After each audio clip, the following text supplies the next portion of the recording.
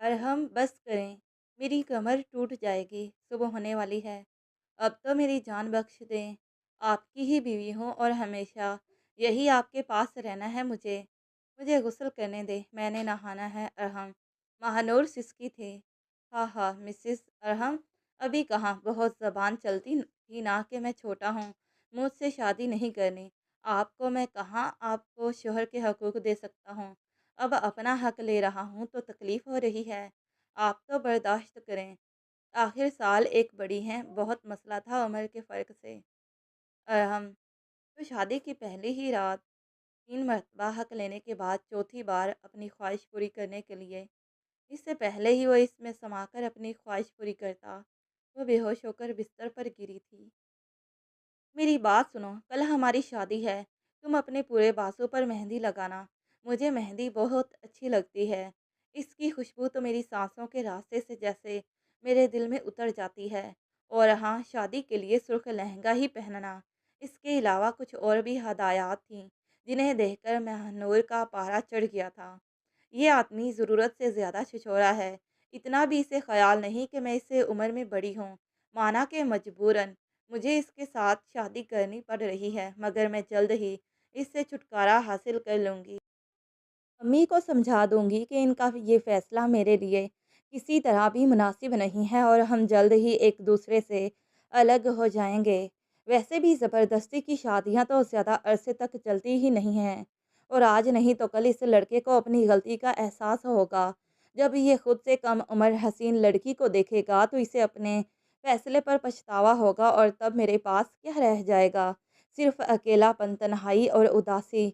इसने जानबूझकर मेहंदी सिर्फ हाथों पर लगाई थी। हालांकि इसे भी पूरे बाजू पर मेहंदी लगाना अच्छा लगता था, मगर अब चूंकि ये फरमाइश अरहम ने की थी तो इसकी फरमाइश पर अमल करके इसे खुशफहमी में नहीं डालना चाहती थी। इस वक्त इसकी कज़न्स इसके कमरे में सज संवर कर बैठी हुई थी। सभी मेहमान मौजूद थे। अब वो मेहमानों का वहाँ से निकलने का इंतज़ार करने लगी थी। कब वो लोग यहाँ से जाएं और मैं इस सर दर्द से छुटकारा हासिल करूं।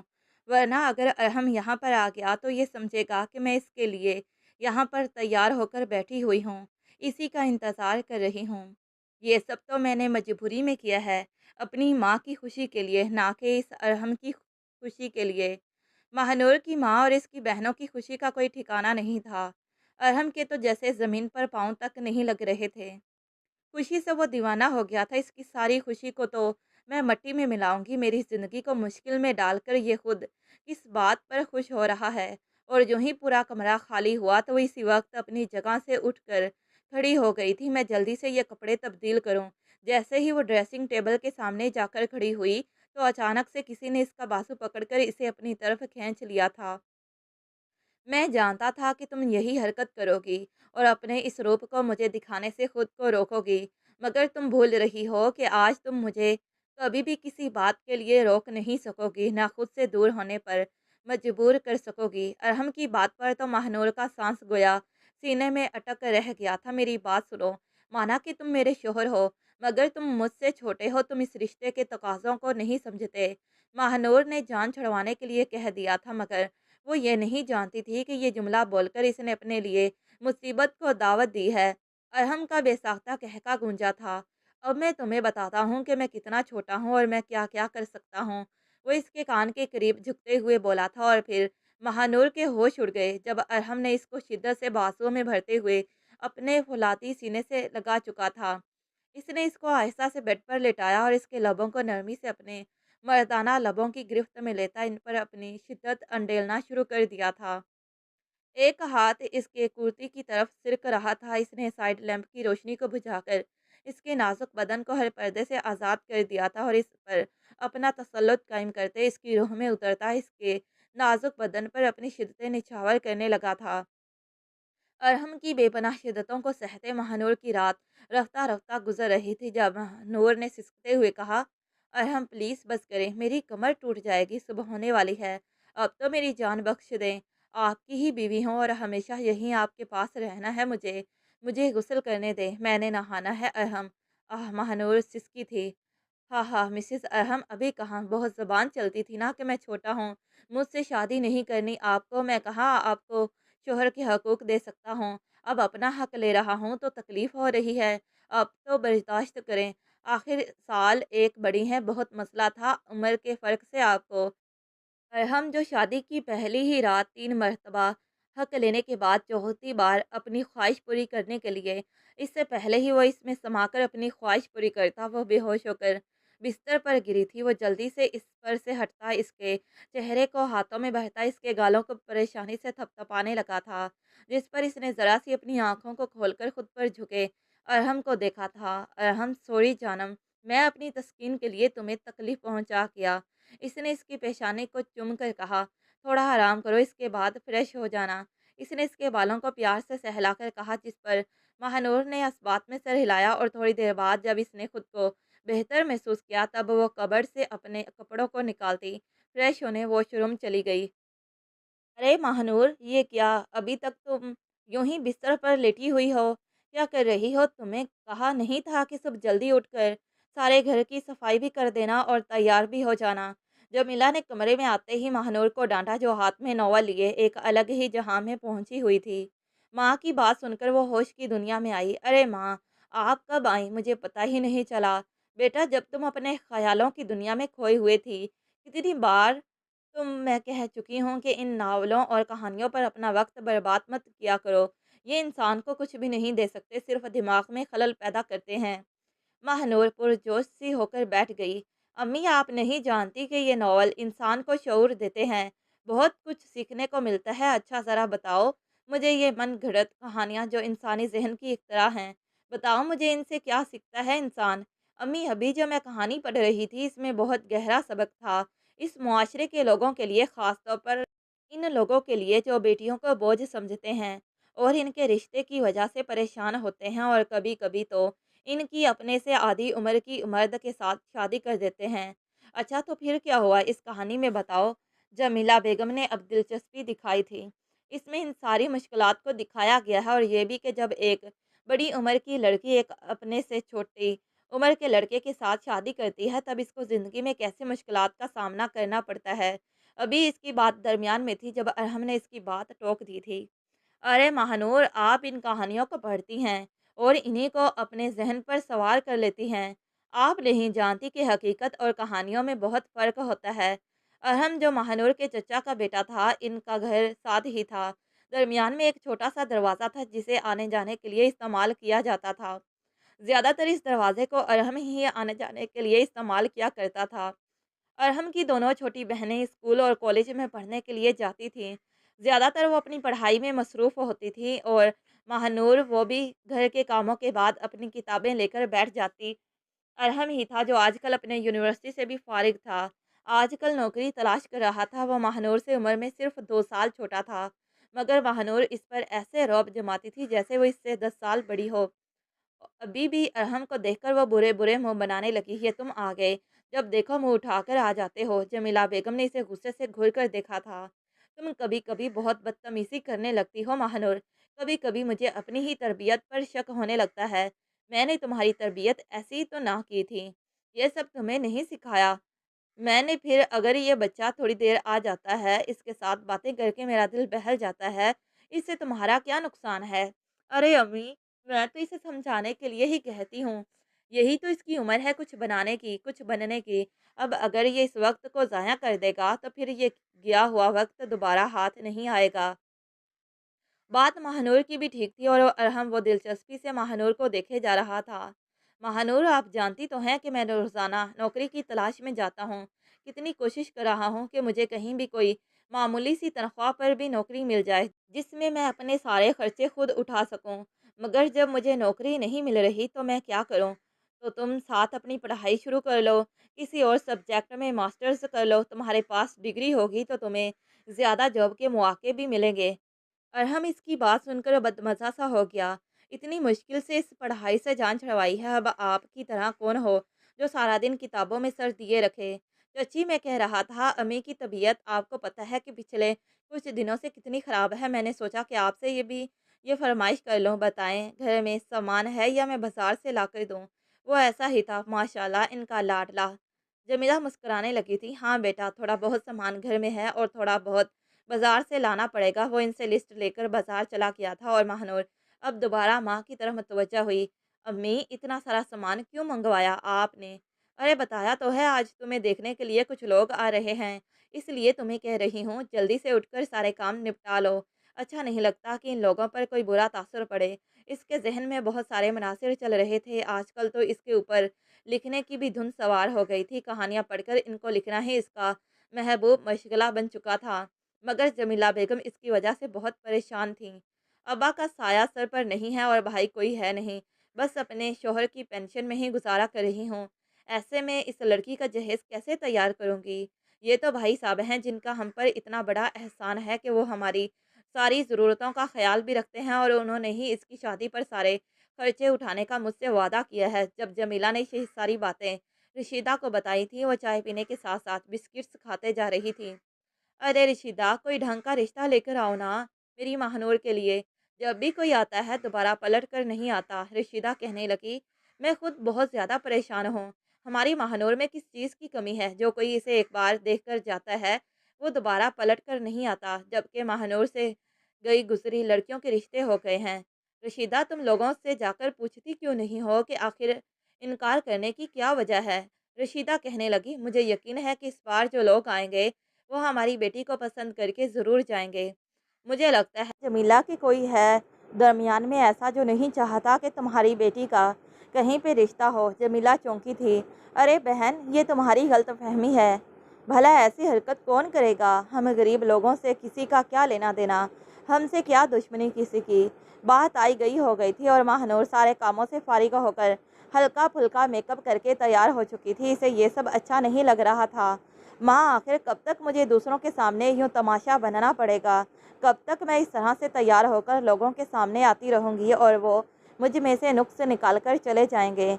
जमीला गहरी सांस लेकर रह गई। बेटा, क्या करें, अब ये दुनिया का दस्तूर है। आजकल के लोगों के दिल से एहसास मरवत और आँखों से शर्म हया ख़त्म हो चुकी है। हालांकि तुम अच्छी खासी शक्ल सूरत की मालिक हो, पढ़ी लिखी हो, कद्दोकामत भी अच्छा है। किस चीज़ की कमी है तुम में? सुलझी हुई बाशऊर भी हो, मोहल्ले में अच्छी जान पहचान है, अच्छी शोहरत है, मगर फिर भी लोगों की मुझे समझ में नहीं आती कि आखिर इन्हें और क्या चाहिए। मगर आज मुझे रशीदा ने यकीन दहानी करवाई है कि वो लोग बहुत ही अच्छे हैं। थोड़ी देर गुजरी थी कि दो ख़वातीन इनके घर में आ गई थी। दोनों ने ही पर्दे का ख़ास एहतमाम किया था। इनके साथ एक बुज़ुर्ग थे जो नज़र झुकाकर बैठे रहे। जितनी भी बातें की वो एक बार भी किसी बात के दरमियान में नहीं बोले थे। वो दोनों ख़वातीन तो बहुत अच्छी थीं। महानूर को देखते ही उन्होंने पसंद कर लिया। जमीला से कहने लगी, अब आप जल्द ही हमारे घर आएँ ताकि हमारे बेटे को और घर बार को देख लें और फिर इस बात का सिलसिला आगे बढ़े। हमें तो आपकी बेटी बहुत ही ज़्यादा पसंद आई है। जमीला भी खुशी से फूले नहीं समा रही थी। शाम को भाई साहब आएंगे तो मैं इनसे बातचीत करके आपको बता दूंगी। इस औरत ने जाते हुए जमीला से नंबर भी ले लिया था। इनके जाने के बाद महानूर जब अपने कमरे में आई तो गहरी सांस लेकर रह गई। चलो अच्छा है, ये मामला तो सुलझा। शादी भी ज़िंदगी का हिस्सा है, इसे भी तो अंजाम देना ही पड़ता है। अपना दुपट्टा कुर्सी पर रखकर वो आईने के सामने खड़े होकर अपने कानों से टॉप्स उतार रही थी जब हमेशा की तरह अरहम दनाते हुए कमरे में आया था। ये आज लोग कौन आए थे? इसकी नज़रें महानूर के सरापे पर जम गई थी। सर से लेकर पाँव तक वो इसे गहरी नज़रों से देख रहा था। हमेशा की तरह महानूर को इसकी नज़रों से उलझन होने लगी। ये क्या तरीका है अरहम, किसी के कमरे में आने का? बिना दस्तक दिए, बिना इजाज़त के तुम ऐसे मुंह उठाकर कमरे में आ जाते हो? इसे बहुत ही ज़्यादा गुस्सा आया था। अरहम की ये हरकतें इसे हमेशा ही गुस्सा दिलाया करती थी और वो होंठों पर मुस्कुराहट सजाकर मैनी खेज़ अंदाज में कहने लगा, अगर इस तरह से कमरे में ना आता तो इतना खूबसूरत मंजर कैसे देखने को मिलता? ये खूबसूरत मंजर तो हमेशा के लिए इन नज़रों में, इस दिमाग में कैद हो गया है। जब भी मैं आंखें बंद करूंगा तो ये हसीन मंजर मुझे नज़र आएगा। अपनी बकवास बंद करो। महानूर को इसकी लफासियों पर हमेशा ही बहुत गुस्सा आता था। अरे क्या गलत बात कह दी है मैंने? तुम्हारी तारीफ़ ही तो की है। वैसे तुम कितनी मुख्तलिफ हो। जब किसी लड़की की तारीफ़ की जाए तो वो बहुत खुश होती है और एक तुम हो जो अपनी तारीफ़ सुनकर गुस्से में आ जाती है। आखिर तुम्हारे साथ मसला क्या है? میرے ساتھ کوئی مسئلہ نہیں ہے ارحم، مسئلہ تمہارے ساتھ ہے جو اپنے سے بڑی عمر کی لڑکی کے ساتھ عشق لڑانے کی کوشش کر رہے ہو، اپنا وقت برباد کر رہے ہو اور کچھ نہیں۔ ارحم ایک گہری سانس لے کر رہ گیا۔ پتہ نہیں تمہیں میری محبت کیوں نہیں نظر آ رہی ماہنور، تمہارے لیے میں آسمان سے چاند اور ستارے توڑ کر لا سکتا ہوں، اتنی محبت تم سے کرتا ہوں جو میں نے کبھی کسی اور سے کرنے کے بارے میں خواب میں بھی نہیں سوچا۔ اگر تم میری زندگی میں نہ آئی تو پھر اور بھی کوئی لڑکی نہیں آئے گی، ساری زندگی میں تمہارا رہوں گا، کبھی میرے ماں باپ میری خوشی نہیں دیکھ سکیں گے۔ وہ اسے دھمکانے لگا، جانتا تھا کہ وہ اپنے تایا سے کتنی محبت کرتی ہے اور کیوں نہ محبت کرتی، انہوں نے ساری زندگی ان کا خیال رکھا تھا، اسے بھی اپنے بچوں کی طرح ہی پالا تھا، اتنی اچھی اس کی تربیت کی تھی، کبھی کسی چیز کی کمی محسوس نہیں ہونے دی تھی، وہ بھی ان کی تکلیف پر یوں ہی تڑپ جایا کرتی تھی۔ ابھی بھی ارحم کی بات سن کر اسے بہت غصہ آیا تھا۔ تم ایک پاگل لڑکے ہو جو ایک ذرا سی بات کو بنیاد بنا کر ایسی فضول باتیں کر رہے ہو۔ جانتی ہوں کہ جب تمہاری زندگی میں کوئی اور لڑکی آئے گی تو تم اپنی اس بے وقوفی کو بھول جاؤ گے۔ یہ بے وقوفی نہیں ہے ماہنور، یہ محبت ہے۔ وہ ایک ایک قدم اٹھاتے ہوئے اس کے قریب آیا تھا، اسے بازو سے پکڑ کر اپنے قریب کر لیا تھا۔ ارحم، یہ کیا بدتمیزی ہے؟ اس کا چہرہ سرخ ہو گیا۔ وہ غصے میں بولی، بدتمیزی نہیں ہے، اسے محبت کہتے ہیں۔ پتہ نہیں تم کیوں محبت سے اپنا دامن چھڑوا رہی ہو۔ اتنی لڑکیاں مجھ پہ مرتی ہیں اور جس پہ میں مرتا ہوں وہ مجھے لفٹ ہی نہیں کرواتی۔ ماہنور نے ارحم کی گرفت سے اپنا ہاتھ چھڑوایا، اسے زور سے دھکا دے کر پیچھے کر دیا تھا۔ میری بات سنو، تم جتنا جلدی ہو سکے اپنے دل کو سمجھا لو اور مجھ سے فاصلہ کر لو۔ ویسے بھی جو لوگ آج مجھے دیکھنے کے لیے آئے تھے انہوں نے مجھے پسند کر لیا ہے، انہوں نے امی کو بھی اپنے گھر آنے کی دعوت دی ہے۔ جلد ہی میری شادی ہونے والی ہے، اس لیے تم اپنے آپ کو جتنا جلدی ہو سکے سمجھا لو، کیونکہ میں کبھی بھی تمہارے بارے میں اس انداز میں نہیں سوچ سکتی۔ ارحم کے ہونٹوں پر پرے اسرار مسکراہٹ پھیل گئی تھی۔ یہ تو بھول ہی جاؤ کہ تمہاری شادی میرے علاوہ کسی اور کے ساتھ ہو سکتی ہے، تم صرف میری ہو اور تم میری ہی زندگی میں آؤ گی، میرے علاوہ کوئی بھی تمہیں کبھی حاصل نہیں کر سکتا۔ ماہنور، تم نے میری ہی زندگی میں آنا ہے، کیونکہ میں کسی کی اپنی محبت پر نظر پڑنے بھی نہیں دے سکتا۔ شادی ہونا تو بہت دور کی بات ہے۔ وہ اس کی گال کو نرمی سے سہلاتے ہوئے کمرے سے نکلتا چلا گیا تھا اور ماہنور اس کے انداز اور الفاظ پر سن ہو کر رہ گئی تھی۔ اس کے انداز میں اتنا یقین کیسے ہے کہ میری شادی اسی کے ساتھ ہوگی، کہیں اور نہیں ہو سکتی؟ بالکل پاگل ہے یہ۔ دل تو چاہتا ہے کہ تایا ابو سے اس کی شکایت لگاؤں، مگر ان کا دل برا ہوگا۔ وہ ارحم کے بارے میں سوچتے ہوئے کرتی رہی تھی۔ جمیلہ بیگم نے اپنے جیٹھ اصغر سے بھی ان لوگوں کی بات کر لی تھی، وہ بھی ایک گہرا سانس لے کر رہ گئے تھے۔ کاش کہ میرا ارحم ماہنور کا ہم عمر ہوتا تو میں ان دونوں کی شادی کر دیتا، صفیہ کہنے لگی۔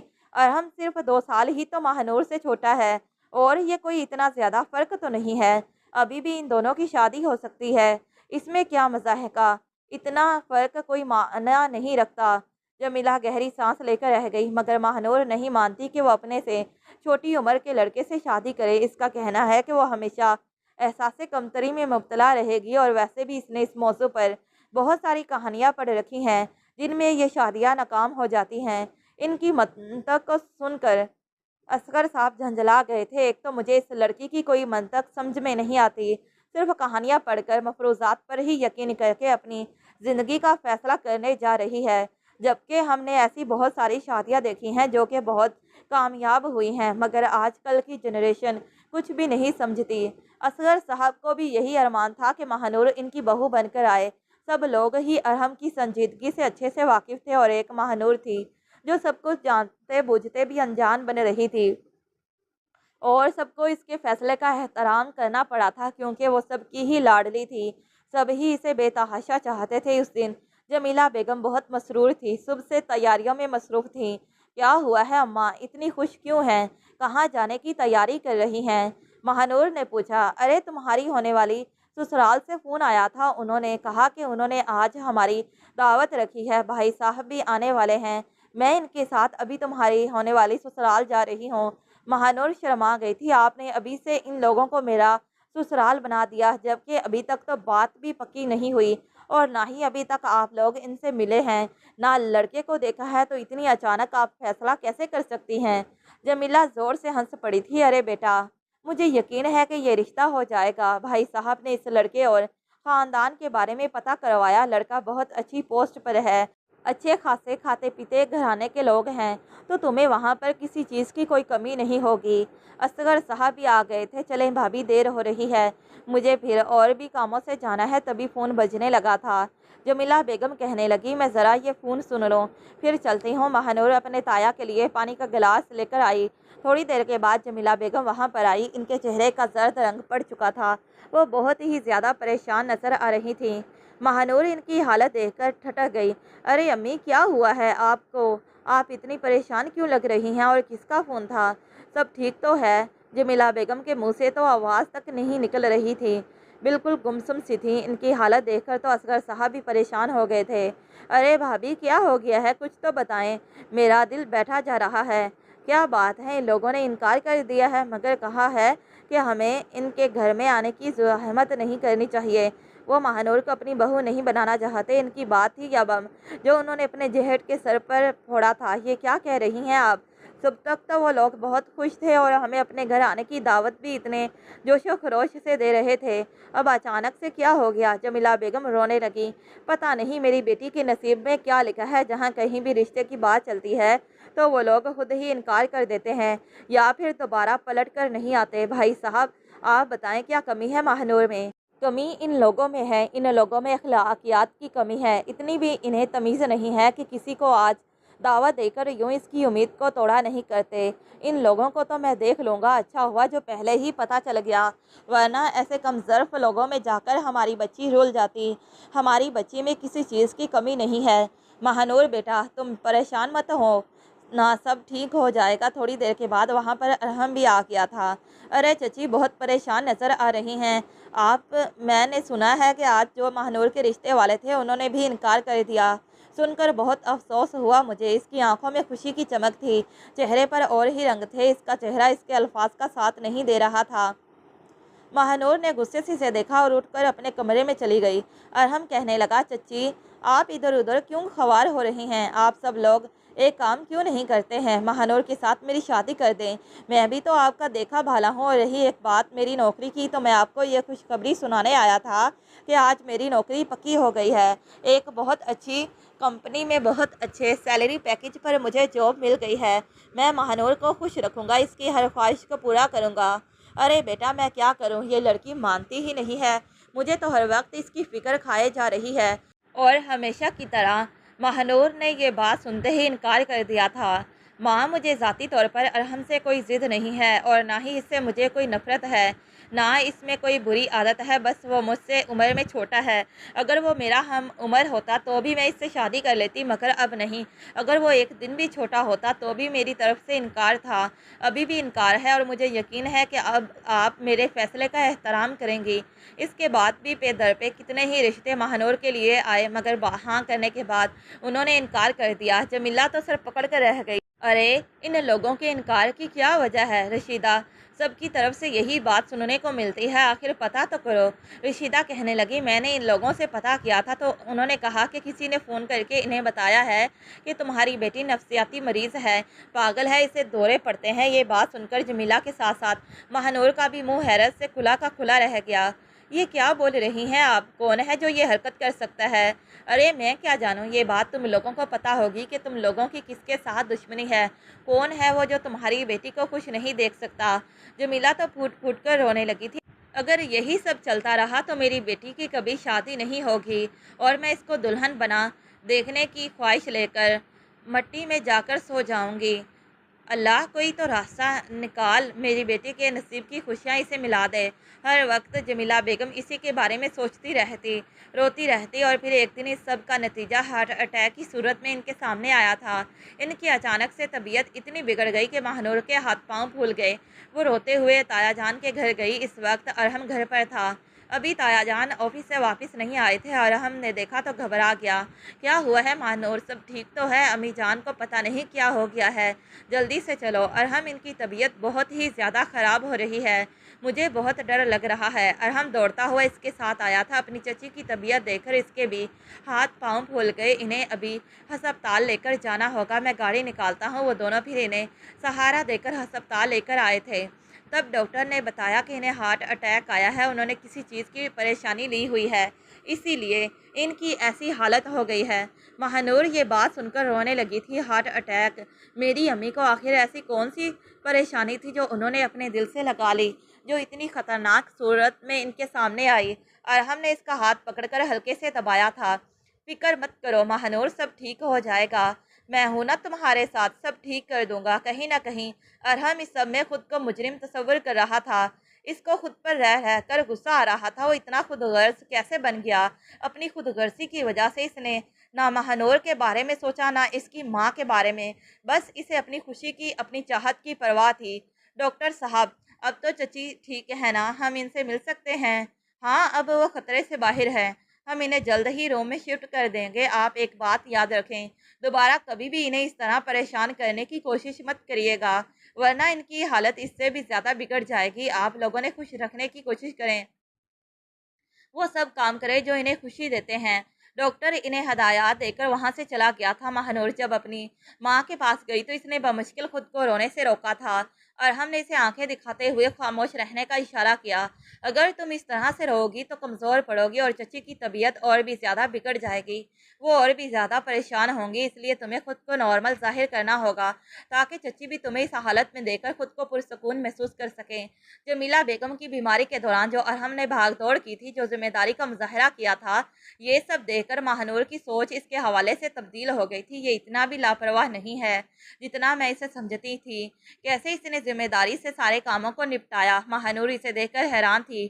اگلے دن جمیلہ بیگم کو گھر بھیج دیا گیا تھا۔ ماہنور ان کا پہلے سے بڑھ کر خیال رکھنے لگی تھی۔ رات کا وقت تھا، سبھی لوگ نیچے ہی کھانے پر موجود تھے۔ آج جمیلہ بیگم نے فرمائش کی تھی کہ سب لوگ اکٹھے کھانا کھائیں گے۔ کتنے دنوں سے اکٹھا ہونے کا موقع نہیں ملا تھا۔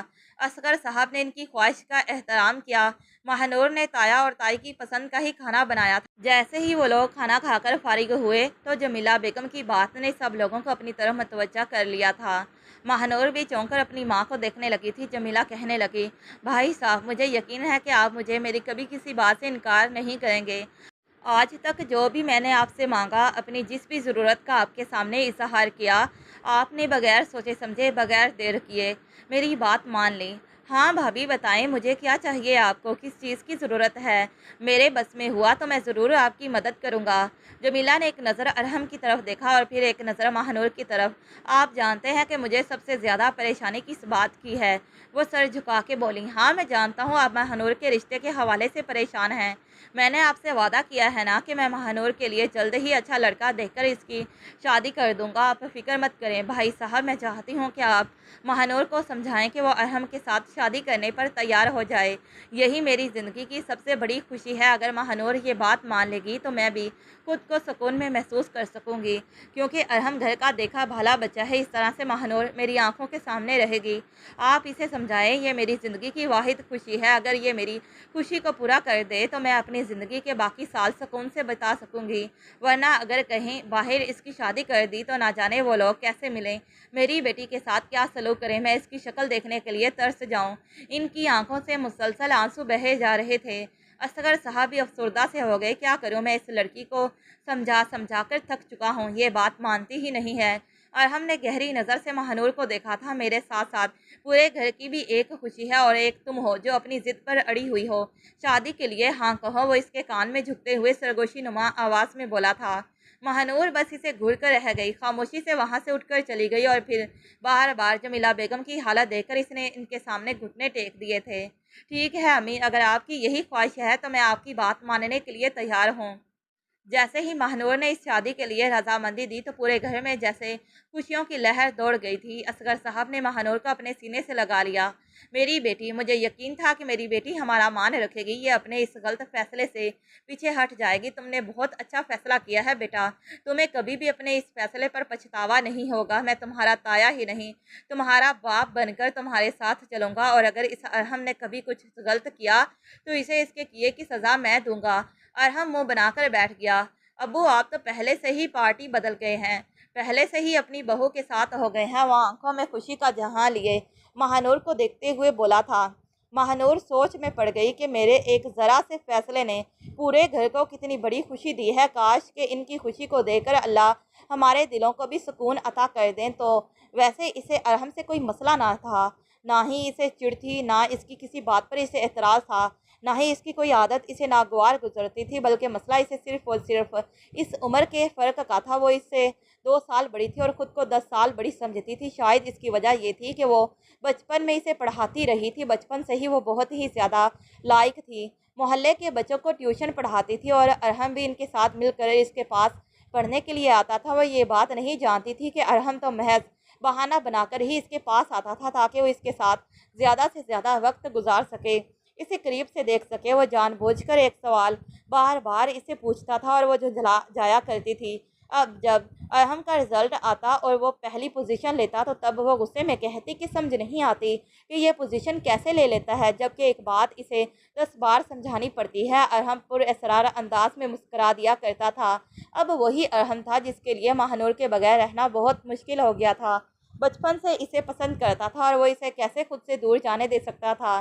اس نے ماہ نور کو بہت بار اپنی محبت کا احساس دلایا، مگر ماہ نور نے ہمیشہ اس کی بات کو ایک کان سے سن کر دوسرے کان سے نکال دیا۔ تم چھوٹے ہو، جذباتی پن میں آ کر اس طرح کی باتیں کر رہے ہو، ورنہ تم یہ بات اچھے سے جانتے ہو کہ میں تم سے پورے 2 سال بڑی ہوں۔ اس کی بات سن کر ارحم کو تو غصہ آ جاتا تھا۔ پتہ نہیں آپ نے اس 2 سال کے فرق کو اتنا کھینچ کر کیوں رکھا ہے، یہ اتنی بڑی بات نہیں ہے جتنا آپ اسے بتاتی ہیں۔ اور اب ارحم اسے جیتنے میں کامیاب ہو چکا تھا۔ اس دوران اس نے کیسے کیسے پاپڑ بیلے تھے یہ وہی جانتا تھا۔ کبھی کبھار تو اسے خود پر غصہ بھی آتا تھا کہ نفرت بھی محسوس ہوتی تھی کہ اپنی ہی کزن کے بارے میں وہ لوگوں سے غلط بیانی کر رہا ہے۔ ہاں، یہ ارحم کی ہی وجہ سے جو سب ہو رہا تھا۔ جو بھی رشتے والے آتے تھے تو ارحم ہی فون کر کے انہیں ماہ نور سے متعلق غلط باتیں کرتا تھا تاکہ وہ اس کے ساتھ شادی نہ کر سکے اور وہ ارحم اور ماہ نور کے راستے سے ہٹ سکیں۔ اس کی اسی حرکت کی بدولت جمیلہ بیگم کو ہارٹ اٹیک آیا تھا اور زندگی میں پہلی بار ارحم کو خود پر غصہ آیا تھا، مگر اس سے یہ ضرور ہوا کہ اس کی سازش کام کر گئی اور ماہ نور اس کی بیوی بن کر اس کی زندگی میں آ گئی۔ اب وہ دلہن بنی اس کے سامنے کھڑی تھی۔ میں تمہیں بتاتا ہوں کہ میں تم سے کتنا چھوٹا اور میں کیا کر سکتا ہوں۔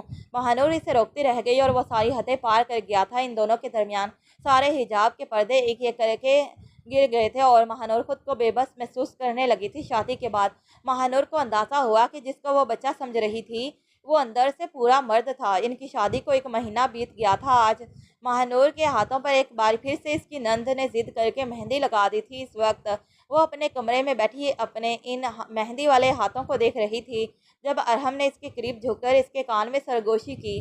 ماہ نور، اب تم صرف میری ہو، میں نے بہت انتظار کیا ہے اس لمحے کا۔ ماہ نور کا دل زور سے دھڑک رہا تھا۔ وہ اسے دھکا دینے لگی مگر ارحم کی گرفت مضبوط تھی۔ چھوڑو مجھے، میں تمہیں سمجھا رہی ہوں۔ ارحم، تم اس رشتے کی نزاکت کو نہیں سمجھتے۔